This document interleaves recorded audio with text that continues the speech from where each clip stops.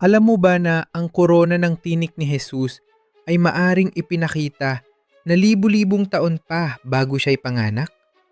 At makikita ito sa Book of Genesis.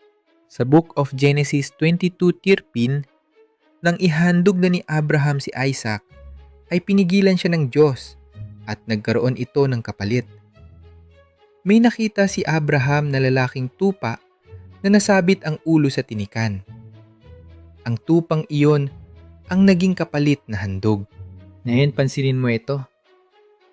Libu-libong taon nang lumipas bago ipako sa krus. Si Jesus ay pinutungan siya ng koronang tinik sa ulo.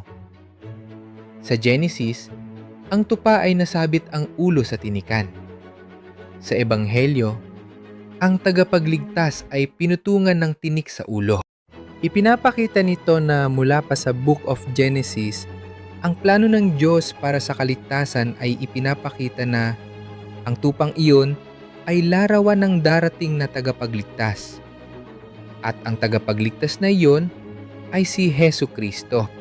Kaya ang tanong, kung ang plano ng kaligtasan ay ipinakita na mula pa sa simula ng Biblia, tatanggapin mo ba ang sakripisyong ginawa ni Jesus para sa iyong kaligtasan?